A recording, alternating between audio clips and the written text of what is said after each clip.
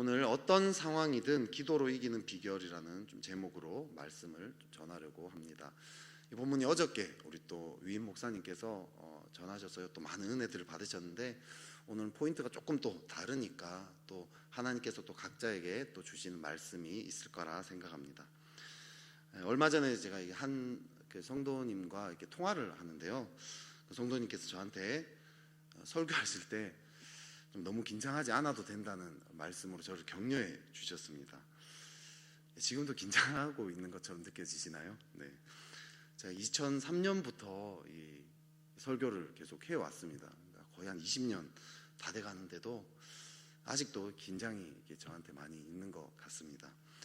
그래서 설교를 할 때마다 이렇게 설교문을 항상 이제 설교 직전에는 보통 이제 숙지를 하면서 이렇게 읽고 준비를 합니다.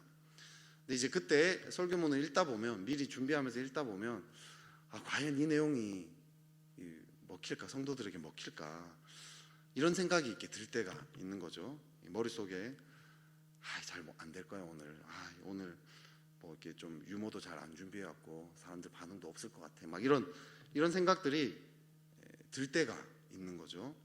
설교를 곧 시작해야 되는데 내용이 너무 준비가 안 된 것 같고 설교 내용을 바꾸기에는 이제 또 너무 늦었고 이런 생각이 들 때가 있습니다. 그때가 이제 어떤 때냐면 이제 기도해야 될 때라는 생각이 드는 거죠. 기도를 하면서 하나님 은혜를 구하면 참 신기하게도 마음속에 자신감이 생기는 거죠.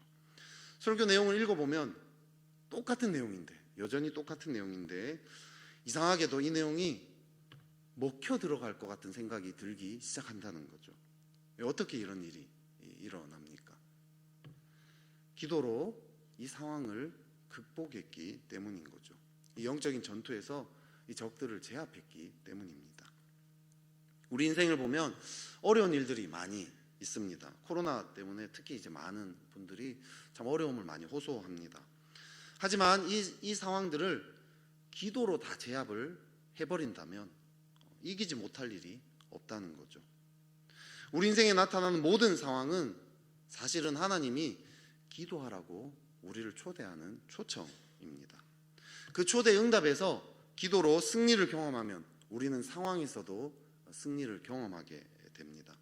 하지만 기도에서 승리를 경험하지 못하고 물러나면 우리는 상황을 제압할 힘이 없는 거죠. 상황에 휘둘리게 됩니다. 참 우리 교회로 오기 전에 한 4년 전쯤이죠. 오기 전에 이정교회에서 이제 마지막 겨울 수련회를 준비하던 때가 있습니다. 그때가 이제 제가 단기 선교를 다녀오자마자 바로 수련회 준비를 해야 될 그럴 상황이었습니다. 원래는 이제 저랑 함께 같이 사역하는 우리 청년부 전도사님이 계셨는데요. 이 전도사님이 그 수련회의 디렉터로 섬기기로 되어 있었습니다. 그래서 저는 안심하고 단기 선교를 갔다 왔죠. 근데 문제는 이분이 임신을 하신 거예요. 늦은 나이에 또 임신을 하셔가지고 이 시험관으로 어렵게 겨우 임신을 성공을 하신 상황에서 몇 번 실패하고 이렇게 성공을 바로 성공했죠. 바로 성공했는데 그 전에 아무튼 임신을 하려고 계속 잘 안 됐어요. 힘들었는데 성공을 했습니다. 그래가지고 너무 축하할 일이고 감사할 일이었죠. 근데 문제는 병원에서 시험관 이제 임신이 아주 이렇게 좀 불안하기 때문에 절대 안정을 취해야 된다고 이야기를 하셨습니다. 그래서 아무것도 사역을 할 수가 없는 상황이 되신 거죠. 갑작스럽게 제가 모든 걸 인수인계를 받아서 감당해야 될 단기 선교를 갔다 오자마자 준비해야 될 상황이었습니다. 급하게 막 준비를 하다 보니까 이 예산안을 짜는데 제가 실수를 하나 한 거예요. 작년 예산안과 똑같이 그 전에 똑같이 이렇게 짜버렸더니 예산안이 이게 좀 줄었는데 그걸 모르고 이제 그냥 그렇게 간 거죠. 그래서 한 100만 원 정도 빵꾸가 나게 될 상황이 됐고요. 또 그 전도사님이 수련회 때 강의를 해야 되는데 그 강의를 외부 강사를 2명을 불러서 이렇게 또 떼워야 될 그런 상황. 강사로도 더 나가게 돼야 될 상황입니다. 지금 생각해 보면 뭐 그 정도 재정이야 막 큰 문제가 아니었는데 그 당시에는 그게 또 얼마나 이 부담으로 다가왔는지 모릅니다. 또 이제 믿음으로 제가 그때 수련회를 4박 5일로 이렇게 잡았습니다. 월요일이 가운데 끼었는데 쉬는 날이 아니고 화요일 날이 그때 쉬는 날이 끼어 있었죠. 참가 인원을 조사했더니 40명이 될까 말까인 거죠.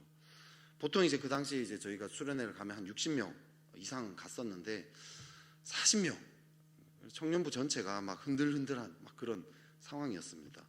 재정도 한 몇백 정도 빵꾸 날 것 같고, 전도사님도 같이 할 전도사님도 안 계시고 혼자서 다 막 짐을 지려고 하니까 이게 막 너무 힘든 거죠. 그때 제일 답답했던 것 중에 하나는 그 상황에서 뭔가 제가 할 수 있는 게 아무것도 없다는 그 느낌이었습니다. 수련회는 당장 이제 2주도 안 남았고, 2주 남기고 제가 할 수 있는 게 딱 하나인 거죠. 뭘 했겠습니까? 기도했겠죠. 오늘 말씀처럼 본당에 가서 맨날 낮에 딴 거 안 하고 수련회 준비하고 뭐고 가네, 그냥 본당에 가서 낮에 그냥 혼자서 본당에서 계속 부르짖는 거죠. 주님 제발 도와주십시오. 처절하게 부르짖었습니다. 신기한 거는 부르짖기만 했는데 이상하게 부르짖는 그 순간에는 뭔가 감당할 만한 어떤 이 마음이 생기기 시작하는 거죠. 하나님이 하실 거라는 어떤 소망들이, 믿음이, 상황은 여전히 똑같은데 자꾸 생기기 시작한다라는 거죠. 자신감이 막 생깁니다.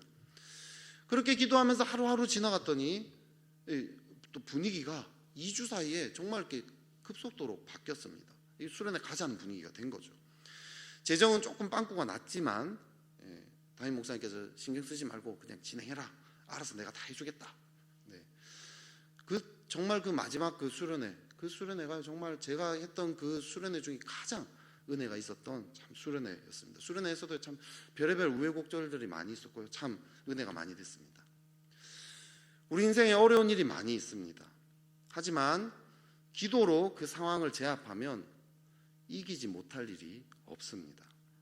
우리 인생에 나타나는 모든 상황, 하나님이 기도하라는 하나님의 초대입니다.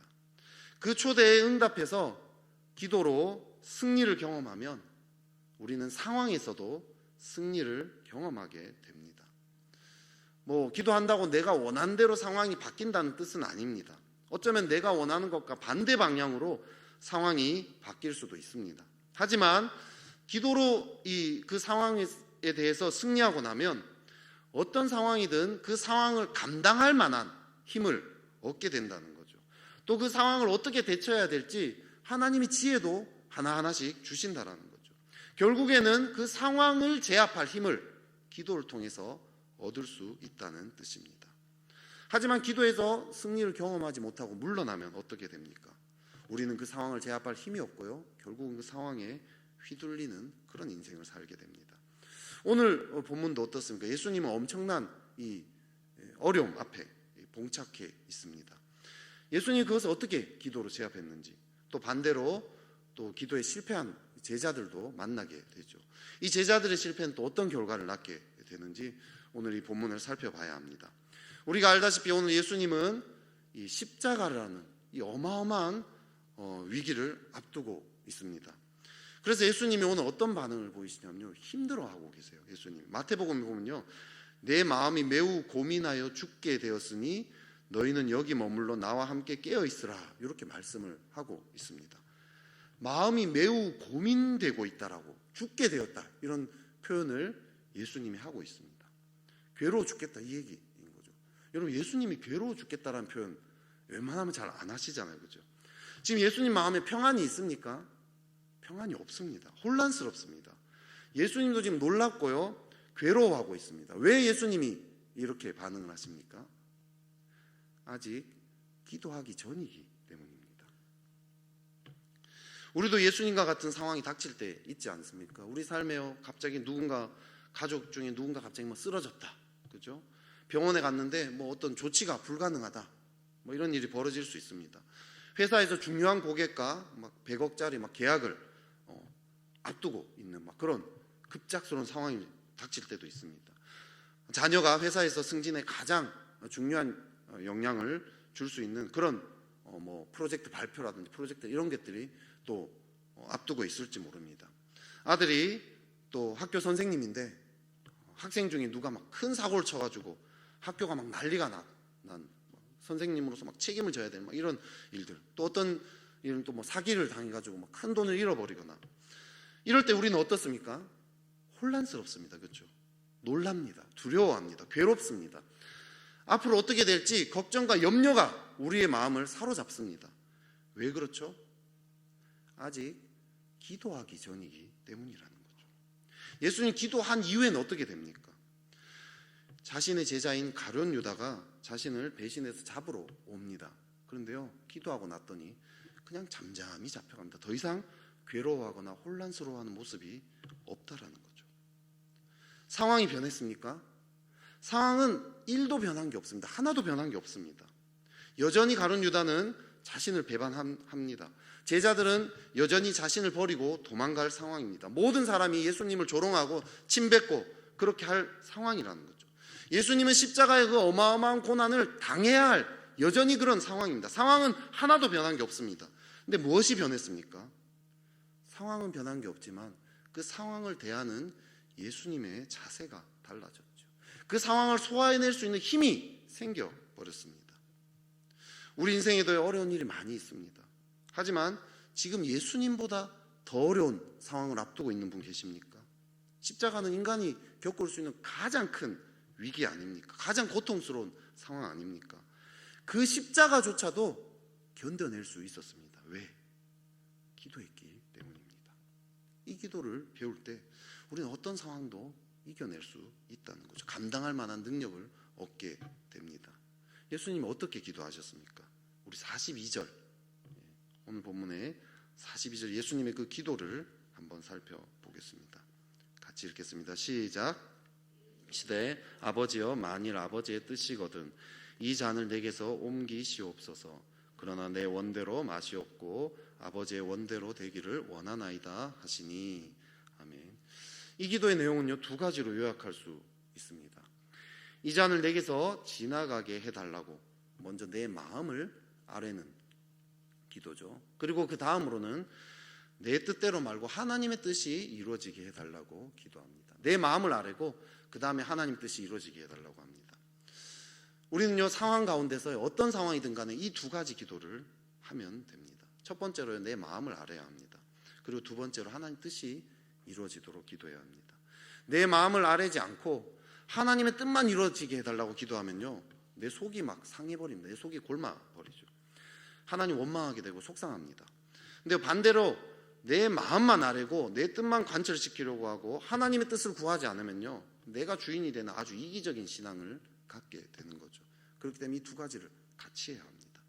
내 마음을 알아야 한다. 이건요, 단순히 그냥 내 마음을 표현한다, 이 정도가 아닙니다. 하나님, 제 마음이 지금 이러이러합니다, 뭐라 끝내는 게 아니에요. 남편이 병에 걸려서 너무 속상합니다. 아들이 이번엔 꼭 취업됐으면 좋겠습니다. 결혼 꼭 했으면 좋겠습니다. 이런 정도의 기도가 아니라는 거죠. 예수님이요, 이 잔을 내게서 옮기시옵소서 이렇게 기도할 때요, 그냥 이 잔을 옮겨주세요 뭐 이런 정도의 기도가 아니었다는 거죠. 여러분 보시기에 제 성격이 어떠 보입니까? 예민해 보입니까? 아니면 좀 털털해 보이십니까? 네. 보기보다 예민한 사람입니다. 근데 이게 보기보다 예민한데 더 예민할 때가 있었습니다. 그래서 집에서요 막 엄청 화를 내고 짜증내고, 화내지 않게 해주십시오, 제가 막 기도를 막 했습니다. 분노를 씻어주세요, 기도합니다. 근데 그렇게 기도를 하다 보면 우리는요, 단지 그냥 화내는 그 감정 이면에 있는 내 마음을 보게 되죠. 사역에 대한 스트레스들이 막 있는 겁니다. 사역을 잘하고 싶은데 내 뜻대로 안 되니까 스트레스를 받는 거죠. 그걸 가지고 또 기도를 합니다.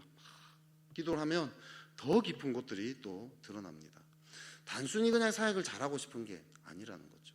사역을 잘해서요, 사람들에게 인정을 받고 싶은 마음들이 또 더 깊은 곳에, 그런 명예욕들이 있습니다. 더 깊은 곳에서는요, 내가 사역을 못하면 사람들이 나를 버리고 나를 무시하고 이런 이 거절감에 대한 어떤 두려움들, 내가 결국은 실패한 사역자가 돼서 저기 구석에 처박혀 있을 것 같은 그런 두려움들이 제 안에 있는 게 느껴지는 거죠. 짜증이나 분노가 저의 핵심 마음이 아닙니다. 사역에 대한 스트레스 정도도 아니었어요. 더 깊은 곳에서는 이 두려움이 저를 사로잡고 있었다는 거죠. 그 마음을 하나님께 올려드립니다. 주님, 사역을 잘하든 말든 하나님은 저를 버리지 않습니다. 하나님 저를 사랑하십니다. 하나님 저를 부르셨습니다. 사람들이 저를 버려도 하나님은 절대로 저를 버리지 않습니다. 하나님만 의지합니다. 하나님께 이 모두 올려드리겠습니다. 그렇게 기도하면 회복이 일어나죠. 우리 마음은요, 속이는 경향이 있습니다. 잘 안 드러나요. 상황 가운데 어려운 마음이 있으면요, 그 상황을 두고 그 어려운 마음을 온 힘을 다해서 쏟아내야 합니다. 근데 그렇게 쏟아내다 보면요, 내 더 깊은 곳에 마음이 드러난다는 거죠. 내 이기심이 나요, 내 안에 놓고 싶지 않은 마음들, 염려, 걱정, 두려움들, 막 이런 거 이면에 더 깊은 곳에 내 안에 있는 어떤 욕구들, 또 내 안에 이 두려움들, 막 이런 것들이 올라온다는 거죠. 이런 마음이 드러날 때까지 계속해서 하나님 앞에 씨름하는 것이 필요합니다. 내 마음을 고백하는 거, 아뢰는 것이 필요합니다. 남편 사업이 잘 되게 해주세요. 이 이면에는 우리 가정의 미래에 대한 어떤 깊은 그 염려들, 인생에 대한 어떤 염려들이 담겨 있을 수 있어요. 사람들에게 어쩌면 또 떵떵거리고 싶은 어떤 허영심이 내 안에 담겨 있을 수도 있습니다. 중요한 건요, 내 안에 그 더 깊은 곳에 그 감정들, 그 마음들이 무엇인지를 깨닫고, 그리고 그걸요 내가 실제로 느껴질 때까지 기도해야 한다는 거죠. 그냥 머리로 내가 이래서 내가 두려워하는구나, 내가 이래서 이 허영심 때문에 내가 사업이 잘 되길 바랄 거야, 이런 머리로 아는 정도가 아니라 내 마음 깊은 곳에서 그것을 깨닫고 느껴지고, 그것을 내가 온전히 알면서 나아갈 때까지, 대면할 때까지 기도해야 한다는 거죠. 그것이 내 마음을 아뢰는 기도입니다. 내 마음을 아뢰면 두 번째로 뭘 해야 한다 했죠? 하나님의 뜻대로 해주십시오. 씨름해야 한다 했습니다. 저는 사역이 잘 되기 원합니다. 하지만 두려움을 깊이 대면하고 하나님께 맡기는 기도를 하게 되는 거죠. 잘 되든 못 되든 하나님께 다 맡겨드립니다. 쭉 맡겨드리고 나면, 그 맡기는 거 쉽지 않습니다. 근데 쭉 기도로 씨름하고 나면요, 하나님의 평강이 임하는 거죠. 내가 못해도 하나님 나를 버리지 않는구나, 이게 정말 믿음으로 오기 시작하죠. 그동안 늘 머리로만 들어왔던 것이 마음으로 와닿기 시작합니다. 이렇게요, 하나님께 내 마음을 깊이 아뢰고, 또 하나님의 뜻대로 이것이 이루어지게 해달라고 기도하는 것, 이것이 기도의 내용입니다. 근데 기도의 내용이 이렇다면요, 또 중요한 건 기도의 태도. 기도의 태도는요, 물러서지 않고 간절하게 기도해야 합니다.